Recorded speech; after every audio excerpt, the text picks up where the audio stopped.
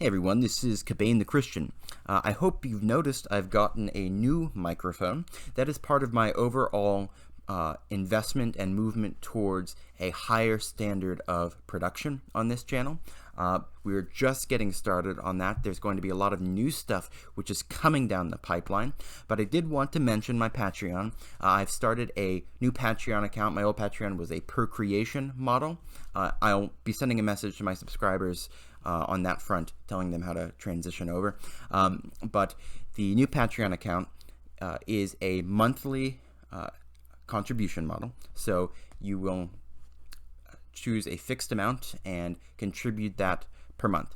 Now, the reason that I'm harping on this a little bit is because for quite a long time, actually, people have encouraged me to get a little more serious with this channel, to invest more time and energy into this channel. And given where I am at my life right now, and we'll be talking about that in a video to come when I get into this in more detail, I think it's time to actually make a real go of it. But to meet the kind of standard that I intend to meet, and to invest the kind of effort that I would very much like to invest in this channel, in terms of producing the quantity and quality of content that I want to produce, that really does require me to have an active and reasonably well running Patreon account. So we'll see where everything goes, but if you are financially able and you appreciate the content that I produce and would like to see more of it, please do consider making a monthly donation. And we will be talking about this in the coming week, but I will be releasing premium content for certain patrons who contribute a certain amount. My pre-existing subscribers who choose not to become premium subscribers, don't worry, because you're not going to be losing anything. It's new kinds of content that I'm going to be producing, which are going to fall into that premium category. So don't worry. Some people will be gaining something, but nobody's actually going to be losing anything in terms of the content that comes out of this channel. But again, the link is below. It's patreon.com/Cabane. Do consider making a monthly contribution. What I want to talk about today, perhaps briefly, perhaps not, is the idea of what I like to call conceptual flexibility, or the mode in which certain concepts are interconnected in the biblical worldview. Now, people like to throw around the word biblical a lot. Everybody and their mother promises to teach you how to think biblically. But I think one of the major problems in these promises is that at the end of the day, when people talk about a biblical worldview, very often what's being spoken of is the propositional content of the theology. So for example, if somebody says the Bible teaches Jesus is God, it is then thought that to say Jesus is God is identical with being biblical. Well, in one sense, yes, but in another sense, no. There's more to being biblical than believing what the Bible genuinely teaches. Being biblical doesn't just mean believing what the Bible teaches. It means acquiring the grammar of symbolism that permeates the pages of the Scripture. It means acquiring the structure of thought that runs through the whole text from Genesis to Revelation and governs the way in which these divine truths are actually articulated. We hear a lot today about neural networks in the brain. You know, our neurons are tied together in specific ways. A certain neuron is associated with another neuron if the two fire together often enough. And this is really what we're going after when we talk about thinking biblically and moving towards thinking biblically. We're talking about firing the right neurons at the right time together. We're talking about tying different concepts together in the right way. Now, there's an ontological basis to this idea of tying things together in the right way. And the ontological basis pertains to what we talked about, I believe, the other day, which is that the Logos is an indivisible unity. He has a true infinity of divine perfections, of divine qualities. Nevertheless, he is an indivisible unity because each of these perfections are present in each other of these perfections. To briefly recap the argument that I made for this and the analogy I presented, in a mathematical set, so if you just take the set of all real numbers, okay, take the set of all real numbers, or all positive integers, you have 1, 2, 3, 4, 5, 6, and so on and so forth. Now, each of these numbers is, in fact, related to every other one of these numbers. What does that mean? Well, it means that 1 is related to the number 2 by the relation of +1. It's an additive relation. 1 is also related to the number 3 by the additive relation of +2, and so on and so forth, and that applies for every single number. Now, it's important to recognize here that the idea that the relationship of 1 to 3 and 4 is less immediate than the relationship of 1 to 2 presumes that the ultimate and objectively, foundational mathematical relationship is x plus 1. In reality, there are countless mathematical relations which can be described for any given number. So, in fact, every number is related to every other number with a vast plenitude of threads, with many different modes of relationship. So here's an example. If we want to use this term direct, because we often throw around words without really thinking through what exactly are we signifying by these words. Take the relationship of the number 2 to 3 and 4. Is the number 2 closer to the number 3 or the number 4? Now, most people will immediately say it's closer to the number 3. And indeed, that would be what most people mean when they speak of closeness. But when we're speaking ontologically, when we're speaking of the intrinsic qualities of these various subjects we're talking about, then I think we have to think it through more carefully. Because in fact, there is a way in which the number 2 is far closer to the number 4 than it is to number 3. And that's if the relation, the mode of relation, is that of squaring, or to the power of 2. There's nothing which makes squaring less direct or immediate than +1. It's just a different mode of relation. And so you have this infinite set of numbers, all real positive integers, let's just say. And it's a real infinity. You will never reach the last number. And each of these numbers, in view of being what it is, in view of being a mathematical quality or quantity, has a set of intrinsic qualities. In other words, the number 2 is what it is by necessity. There's no set of circumstances in which the number 2 is going to be 1 less than the number 73. It's just not internally coherent. This is a necessary truth, something which could not be otherwise. And the point that I'm attempting to make here, in this relatively long-winded way, but I hope you get something out of it, the point that I'm attempting to make here is that every single number in this set is present in any number we choose. Take the number 7. The number 7, being what it is, has qualities which make it 7.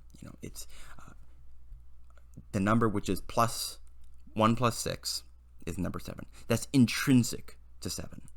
7 would not be 7 if it wasn't true that it was the result of 6 + 1. Well, it has a relation also with number 5. It's 5 + 2. It has a relationship with the number 21. It is 21 divided by 3. Now, each of these relations is intrinsic to what makes the number 7 the number 7. And what we get to at the end of the day is the reality that for every individual number, the entirety of the mathematical set is implicitly but truly present. In other words, every number, when you get down to the bottom of what is this number intrinsically, irreducibly, what makes it what it is? Well, to answer that question in a comprehensive way, you would have to appeal to every other number. Now, this, I think, is a very profound and useful way of looking at the structure of the creation writ large. Because this relationship, where you have an infinite plenitude of truly distinct subjects or qualities. The number 6 is not the number 7. Even though they can't exist without each other, they're not the same thing. We really are speaking two distinct things. This idea of an infinite plenitude of qualities, which nevertheless is indivisibly one, is an attribute of God in the classical theistic tradition. So the oneness of God, that is, we must understand it in an expansive and unitive sense, not in a reductive sense. Many people hear of the idea of one God, and they think, oh, well, that means it's one less than two gods. But that's a reductive idea of what monotheism would mean.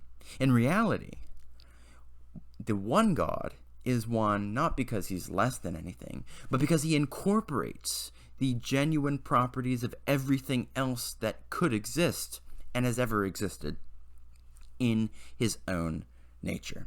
Now, some people will immediately say, well, doesn't that include evil?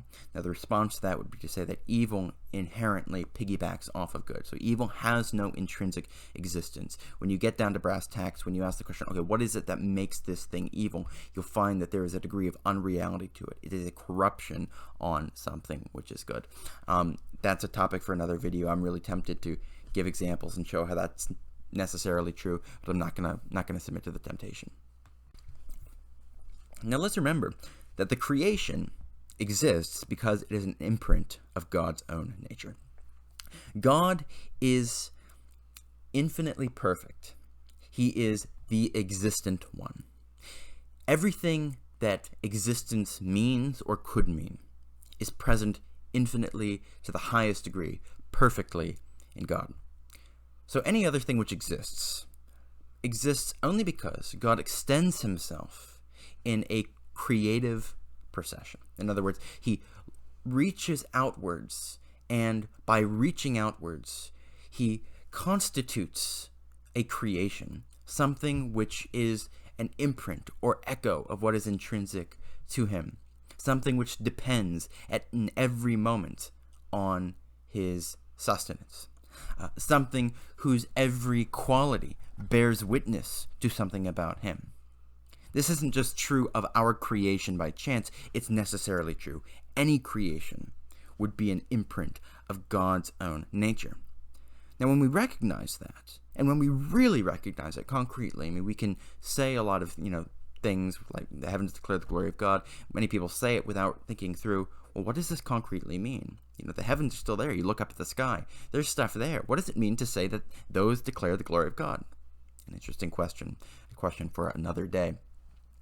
But what does it mean to say that the creation, that existence itself as we know it in our daily lives, what does it mean to say that this creation is an imprint of the one God who is indivisibly one, of the one God whose every quality coexists necessarily with his every other quality, which, oh, by the way, are infinite?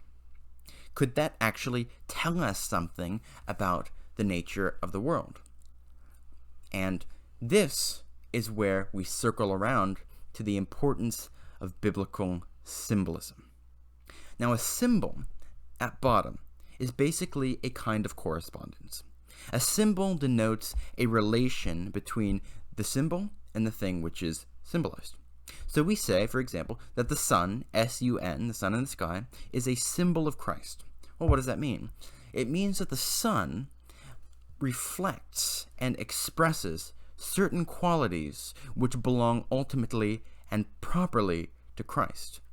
And the correspondence between the sun and Christ is communicative. Now, I think this is what makes a symbol among various relations something somewhat unique. It sets it apart from other relations.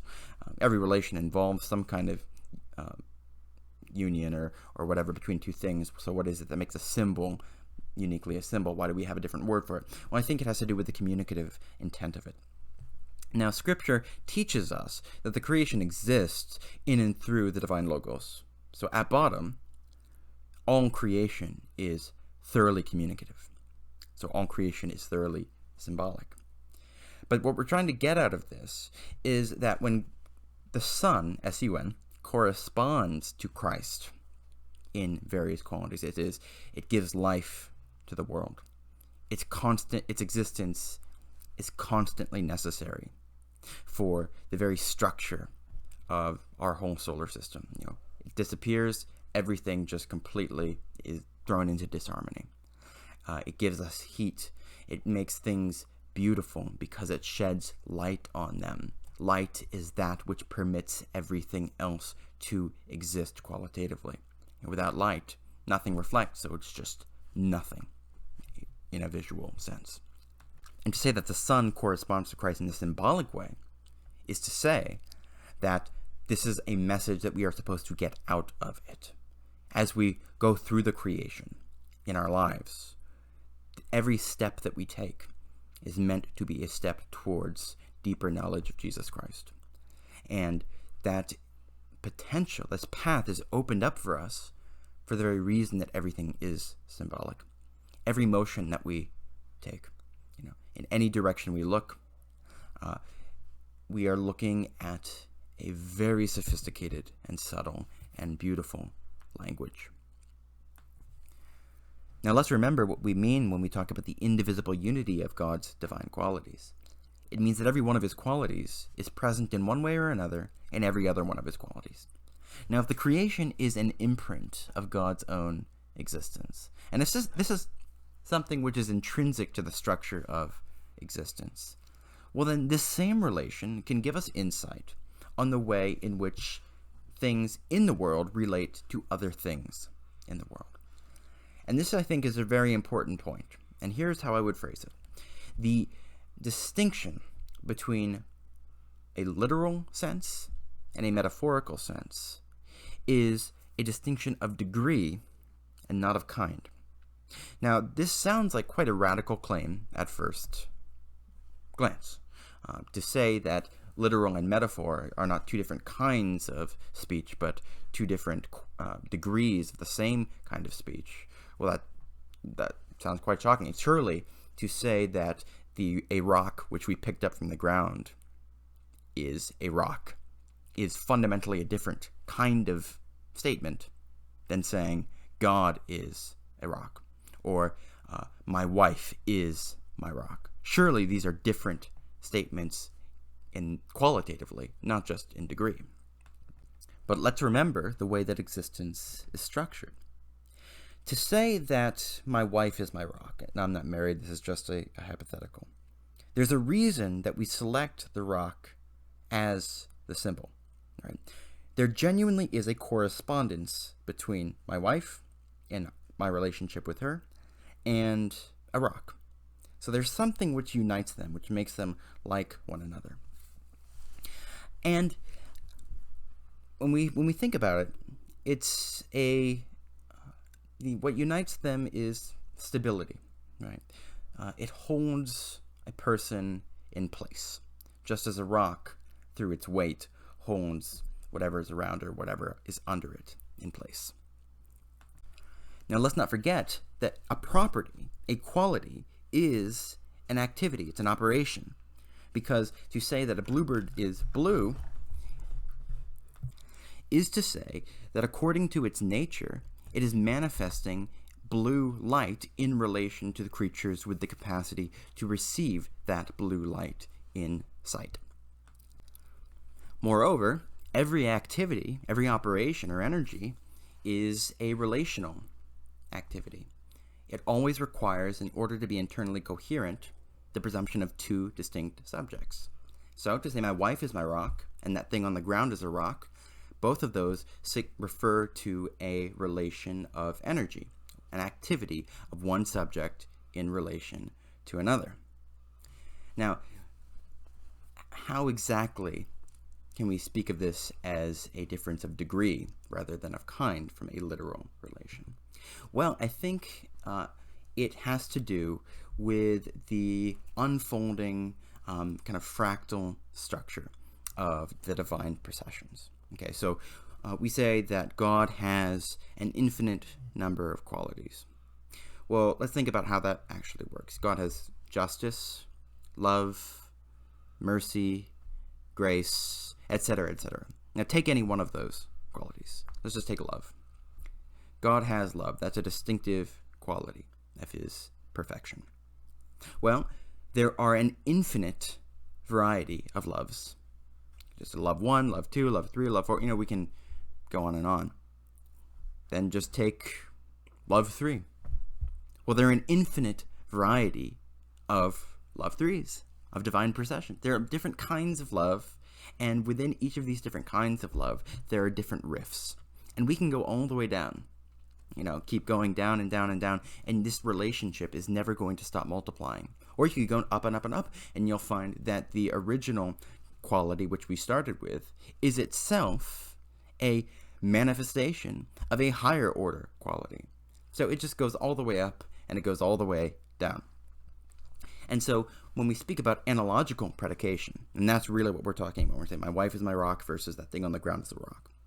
Analogical predication is analogical because, as I understand things, and I'm not telling you to take my word as gospel here, think it through for yourself, but as I understand things, because the correspondence between my wife being a rock and that thing on the ground being a rock is a correspondence which involves different levels of that kind of what I would call a fractal hierarchy. And I'm sure there's a more precise technical term for what I'm talking about, but unfortunately at the moment I don't actually know it.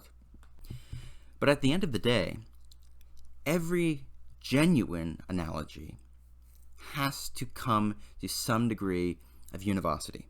In other words, it has to come to some degree of a correspondence where they are alike in the same sense. And the reason I say that is because if you never reach a level where you can say, okay, these two things are identical in this respect, well, then you have no basis at all for saying that they are like each other in any way. To speak of two things being a little bit alike is to say that there is a certain way, even if it's just a small part of its existence, there is a certain way in which it is exactly identical to this other thing. Now, let's pan out and look at the bigger picture. What this means ontologically in terms of the creation is that everything is present in everything else. We've just gone through the overarching basis for why this is true. We've tried to demonstrate, hopefully not too incoherently, in our language, how this is true in terms of there being degrees of metaphor and symbolism. And I do want to say on that point, just note how organically languages become highly idiomatic. You cannot have a language which doesn't all the time use allegories and symbols without even us noticing. They become so common we don't even recognize that they're symbolic. Speak about the laws of nature. That's a symbol. It's not a law in the univocal sense. Laws are passed by the state. You can break them. To speak of the laws of nature is to speak of patterns. That is a topic for another day. Very important topic, though. But there are symbols in our language like lunacy. Well, lunacy comes from luna. It's the moon. How about jovial? That's Jove. That's Jupiter. There's lots of planetary and celestial language that's been woven throughout the English and many other languages, which I think is very interesting, and I think it actually does bear witness to something that's significant, not just an interesting factoid. But everything corresponds to everything else. Everything is present in everything else. Just like every number is implicitly present by some particular relation to every other number, so also everything in the creation is present by some kind of relation, by some kind of correspondence to every other thing in the creation. In other words, everything symbolizes God on the one hand, because everything is an imprint of God's own being, his own nature. Every perfection exists perfectly and fully in him. As such, everything in the creation, which is striving towards that perfection as its goal, everything in creation symbolizes him because it makes him known in relation to beings who have the capacity to apprehend not only the world, but the world according to its symbolic structure, according to its correspondences. In other words, man, the human family. We can see the parts in light of the whole and the relations among all of them precisely because we're created in the image of the Logos. The Logos is the whole. Now, this vast web of correspondences, I've gone into this for some time because I think that biblical symbolism is not just a curious way of articulating theological truth. It's not just an aesthetically pleasing way of talking about God, though it is aesthetically pleasing. But aesthetics, beauty is the inner quality of goodness. Beauty is an essential aspect of the good. So to say that it is aesthetically pleasing, there's actually something ontologically significant about that, but I won't press that point here.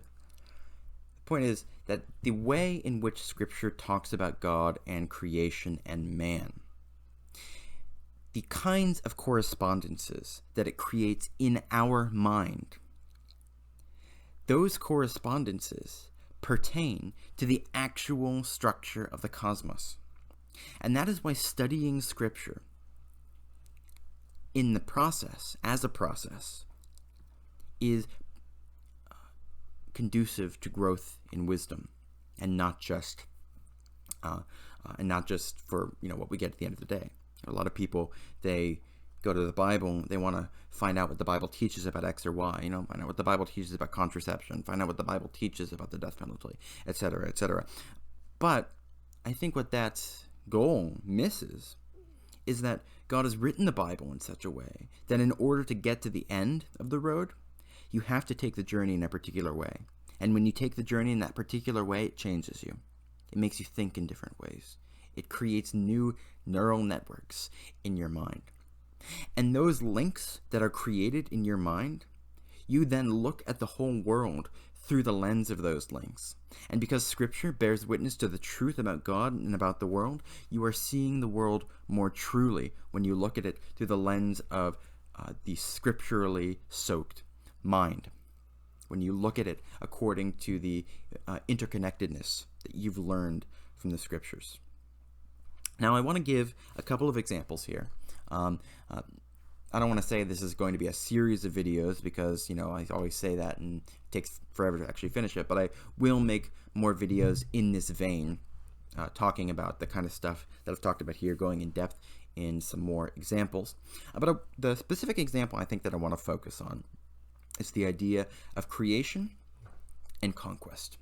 Now, one of the very interesting things that we find when you know biblical symbolism and when you know the biblical story arc is that, historically speaking, Genesis 1 to 11 genuinely seems to be the actual history of the human race.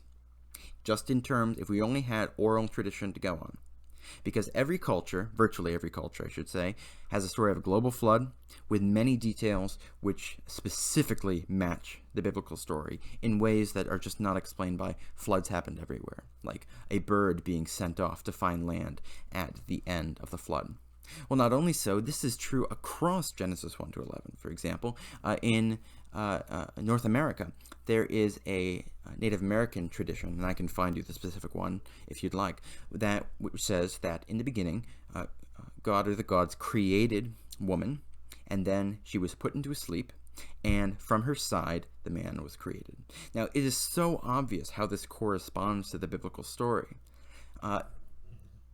People will try to appeal to things like missionaries influencing the indigenous tribes. The problem is that when you look at the stories, you pan out, you look at them geographically, what you find is that the stories fit into wheels within wheels. In other words, it's a nested hierarchy, which only makes sense if they branch off from each other as peoples kind of spread out over the land. So if in one tribe, the raven at the end of the flood is changed to an otter, and then they split into two tribes, well, both of those tribes are going to have the otter. and they split into 4 tribes, 8 tribes, 16 tribes. Now you have 16 tribes with the otter variant of the flood story, and they are spread all across North America. Now, if they're spread all across North America, you cannot explain why they have this correspondence with the biblical story by missionary contact, because missionary contact would be independent points of contact, because their elders are not transmitting this tradition collectively for the most part. You would have to have missionaries depositing their influence in the same way, misunderstood in the same way, across the whole of North America. Now, the same is true of the Tower of Babel, and the reason I mention this is because I wanted to make the point that it's not just the biblical history of the early world that is transmitted among the nations of the world. It is a way of thinking. It's a grammar of symbolism. And that grammar of symbolism includes a vast network of correspondences where one thing is associated with another, and that with another, and the associations aren't exactly what we would consider intuitive. But when you understand what is connected with what, then you realize that many of these traditions from across the world are much more intimately connected with the biblical story, in other words, the genuine history, than you would have thought at first glance.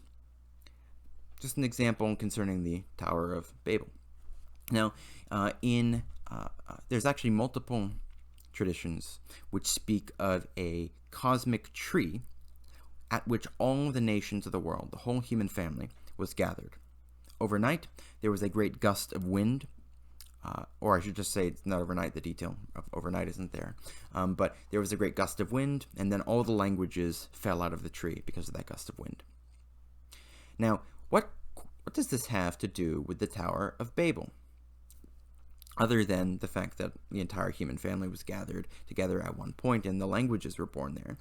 Well, what you would miss if you only had the modern intuition about what corresponds with what in your mind, you would miss the fact that trees are ladders to heaven in this symbolic grammar. A tree is a connecting point which begins underground and has its roots under the earth, and it rises up to the heavens and then expands outward in branching in a network of branching trees. And in those branching trees, birds make their home and they sing. So this is why at altars, where communication with God is what is being facilitated, this is why altars, sacred sites, they're built at sacred trees, because a tree is a connecting point between heaven and earth. It's a ladder to heaven. This is why, for example, human beings are analogized with trees in many different ways and in many different places. The righteous man is like a tree planted by streams of water that bears its fruit in season. Well, just as in the heavens you have a great cloud within which you have the angels singing praises to God, so also you have this cloud-like formation, except for the color, of leaves in which there are birds singing. I remember one day I was walking to university, my undergraduate, and I had been thinking, why did the Israelites why did they dress up in trees, using palm trees to celebrate the glory cloud overshadowing them? What exactly is it about trees that makes it such a correspondence? And I remember it had been cold the night before, and so there was ice which covered all of the trees. And it was the most amazing thing, because what I saw was essentially fixed concrete clouds, the same color, and they were just dripping water as the birds sang in them. And suddenly the correspondence between the cloud and the tree intuitively came into much sharper focus. Now, this is not a knockdown argument for the correspondence if you're not convinced. And I'm not even trying to convince you that there is a correspondence objectively. What I'm saying is that in antiquity, such a correspondence is made. And in the Bible, such a correspondence is made. So think, for example, in the book of Revelation. When the heavens are rolled up, well, the stars are shaken to the ground like fig leaves. So you have a correspondence between the heavens and the leaves on a tree. Now, the Tower of Babel is also a ladder to heaven. The tower is not the same thing as the city. The tower is a temple, and it's, as most people recognize, a ziggurat. Look at a ziggurat. It is a stepped pyramid, which is an artificial holy mountain. And each step of the pyramid signifies 1 degree closer to the celestial realm. Now that hierarchy is replicated on the holy sacral level in human hierarchies. And at the top, you have the priest king, who is the point of connection between the gods and the human family. And his role at the top of the human hierarchy is what constitutes him and legitimates him as the mediator between gods and men. Now, this only makes sense if the Mesoamerican pyramid, or the ziggurat, it only makes sense if this is an artificial holy mountain. In other words, it's a place where you're supposed to ascend into the heavens. It only makes sense if it's a ladder to heaven. Okay, so Genesis, I believe it's chapter 28, Jacob puts his head on the stone. He has a dream. He sees a ladder to heaven, angels ascending and descending upon it. He says, truly, this is the gate of heaven. Well, Babel means gate of God. So the idea of Babel as confusion is a pun, right? But it means literally gate of God. That's what the architects of the tower would have thought that they were building, the gate of God. So Jacob, he has this experience. He says, truly, this is the gate of heaven. And we're told that the ladder had its top in the heavens, which is a phrase quoted directly to my memory from Genesis chapter 11. So the Tower of Babel is a ladder to heaven. The tree is a ladder to heaven. Tower of Babel is a site of sacrifice. It's a holy place. It's a place where you commune with God or the gods. So also, there are sacred trees. You build altars by sacred trees because that is where you commune with God or the gods.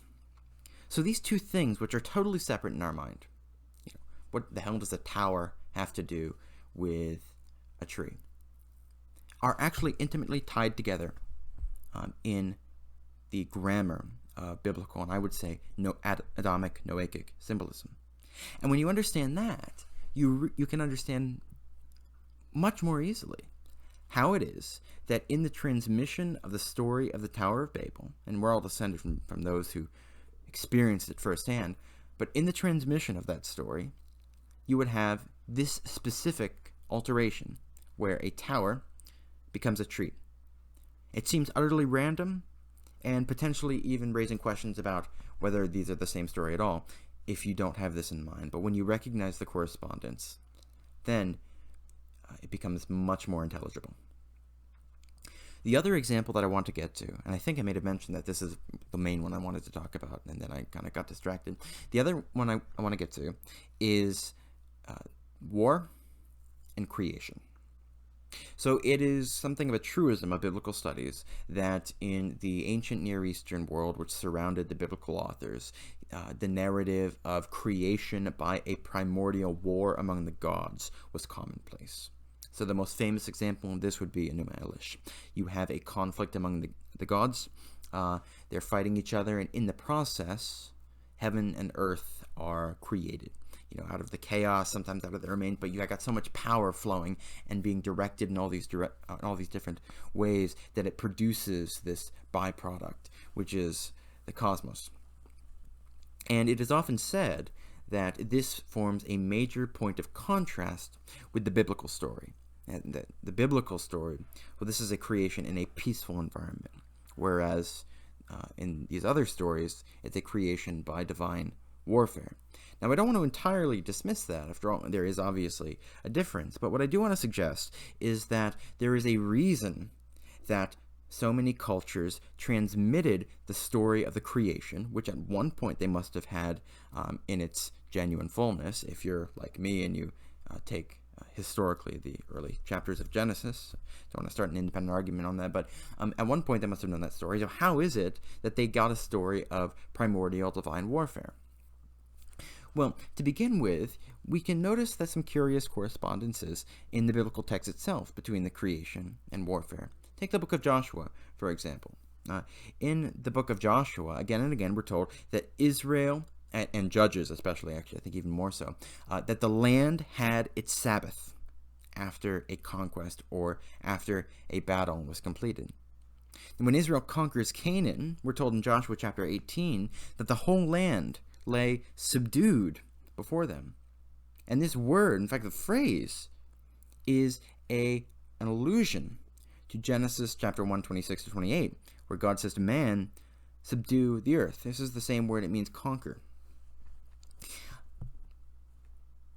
And I think most interestingly, as far as the idea of warfare and creation going together, is the role that music plays in creation and in warfare.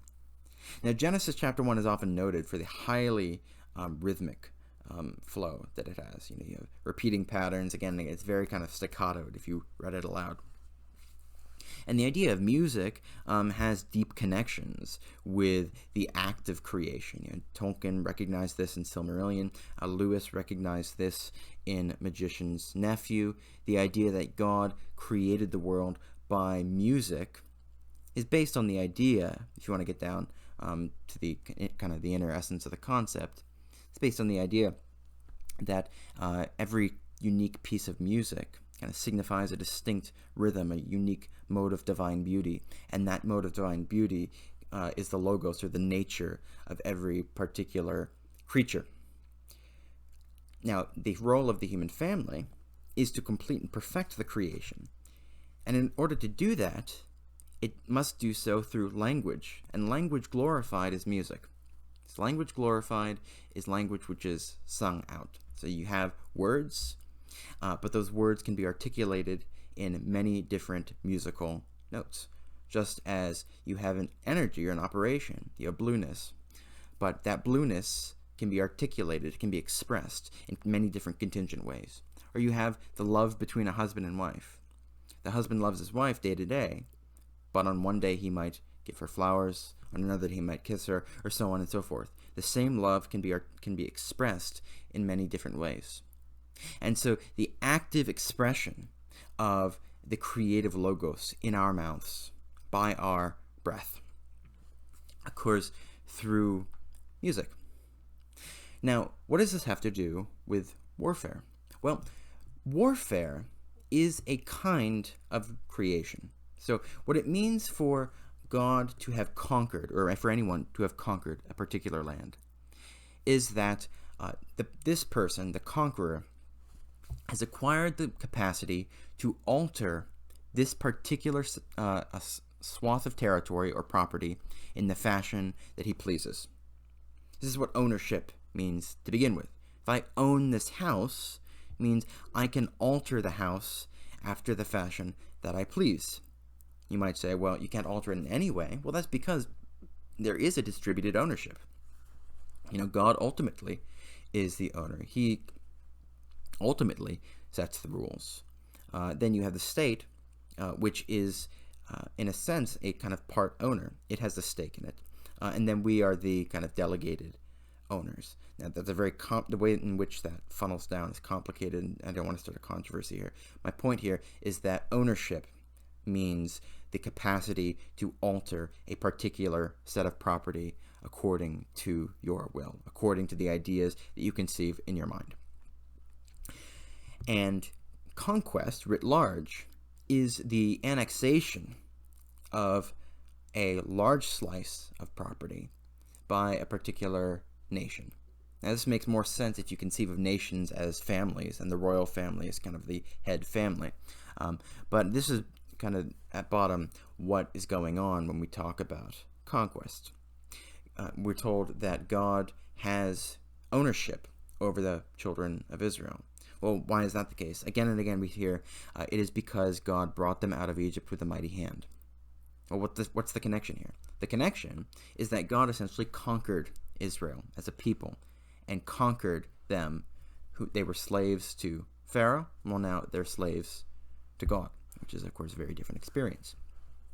And he conquers Pharaoh by forcing his hand, by forcing the supremacy of his will, thereby vindicating his claim that the buck stops with him, that God ultimately is the one who decides what's going to happen with Israel. So God owns Israel, and he owns them through right of conquest. And right of conquest is a riff on creative sovereignty. What do I mean? Well, conquest gives you the capacity to manage whatever you've conquered in the way that you please. Okay, that's what it means to own the land. You've conquered it, means the person whom you've conquered it from, they no longer have the right to alter it in the way that they want. They can't plant a farm in this land anymore if you don't want that farm there. If they want to plant the farm, you have to lease it out to them or sell it back to them. And so we see that the idea of conquest actually depends on the idea of creative alteration. We take the land and you alter it, you restructure it in a certain way. And so the creation of the world is the basis for God's sovereignty over everything. Because by creating everything and by restructuring it during the 6 days according to what was in his mind, according to the pattern which exists in the Logos, by doing that, he demonstrates himself to have absolute sovereignty over the creation. He can alter it in the way that he sees fit. What's the basis for that claim? Well, the way everything is, that is his work. So creation gives the basis for divine sovereignty. Conquest gives a person a basis for the acquired sovereignty over something. A God reconquers the world, thus vindicating the sovereignty of his name. What does this have to do with music? Well, we've discussed briefly the connection that music has with creation. Let's think just briefly on the idea of the divine sustenance of the world. So God does not create the world and then kind of step back. It continues to exist for the reason that he actively at every moment upholds it as what it is. Why is a bluebird blue? Well, God is actively keeping it blue. Now, some people would say, well, that's occasionalism. It makes the patterns of nature arbitrary. The reason that that's not the case is that there's a structure to the patterns of nature. It's not random.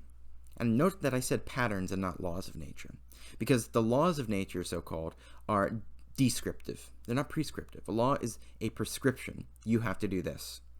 The laws of nature are descriptive. They only say what happens given X, Y, and Z circumstances. So if we want to articulate that idea in a way that's as metaphysically neutral as possible, which we want to stay before we get to the answer to this question, we would call it the patterns of nature. But I think the best analogy would be the music of nature. Because think about what music is. Music is a mathematically ordered pattern of in which different qualities are arranged in relation to each other. This pattern, this order, has a definitive internal structure. It's not arbitrary. You don't pick one note after the other just because, why the hell not? There's a definite order to this structure. You can articulate this in a piece of sheet music, but to say that the laws of nature can exist on their own is as silly as saying that the piano will play itself because you have the sheet music.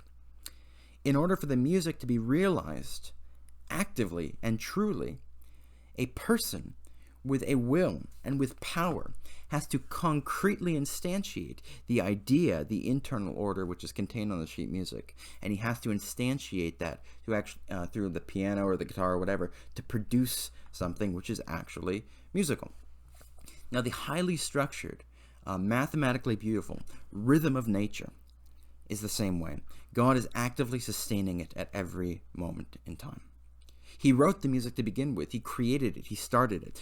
But the creation would disappear without his sustenance. It continues to exist in a regular, ordered pattern of activity. There's a development, an arc. It's not just repeating the same notes again and again and again.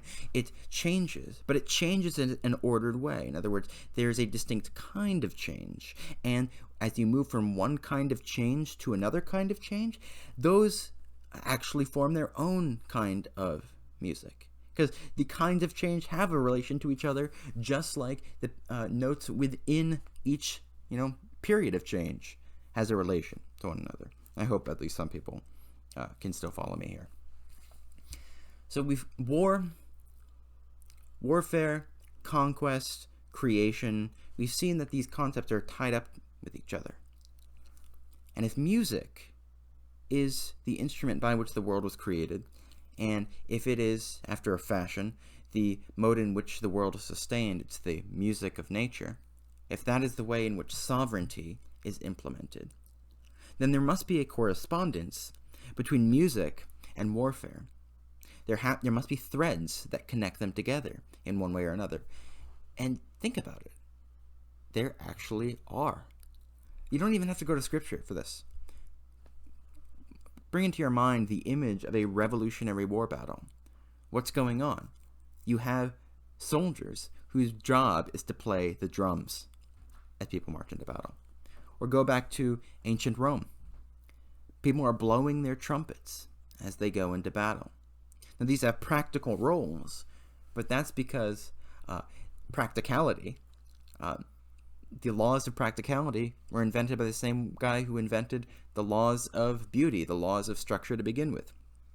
So those things aren't opposed to one another. You can't say, oh, well, this isn't really symbolically correspondent because the trumpets were meant to do this.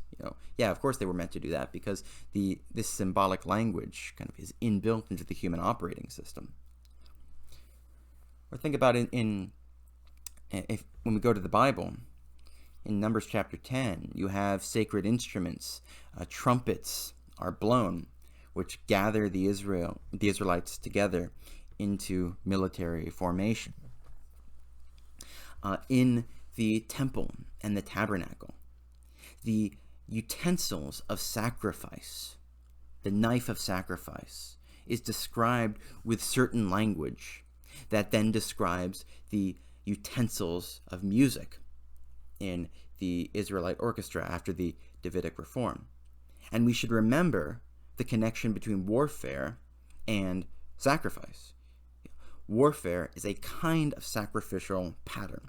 Right? So in harem warfare, Israel wages war by their blade because the land is devoted, it's consecrated to God. In the book of Chronicles, which discusses the Davidic liturgical reforms, this intimate connection between music, sovereignty, warfare, and creation is hammered home again and again.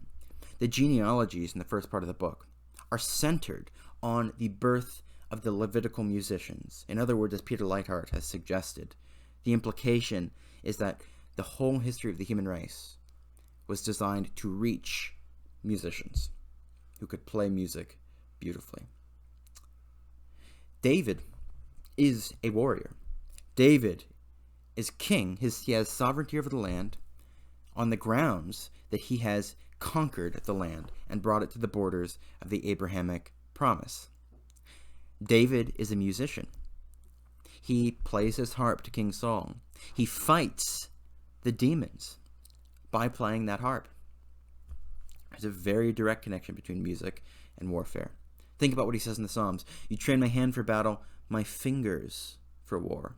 That's an odd way of phrasing it. As James Jordan points out, the best way of understanding this is to see it as a reference to his harp. He wages liturgical warfare on the enemy of mankind. It's a connection between warfare and between music. The Israelite orchestra would go out to battle with the children of Israel, as James Jordan discusses. I recommend those who are interested pick up Peter Leithart's book, From Silence to Song, which is on the Davidic liturgical reforms and the symbolic and messianic freight that those liturgical forms carry. It's a really quite a wonderful book. So I think I'll wrap things up about there. There's, of course, always more to say. But what I wanted to do really is to introduce those who have not heard it, or deepen the understanding of those who have heard of this, to the idea of interconnected concepts in Scripture, and to the idea that Scripture is a very different grammar of biblical of symbolism than what we're used to. it connects very different things to each other, things that are completely disassociated in our minds. Scripture sees as right on top of each other.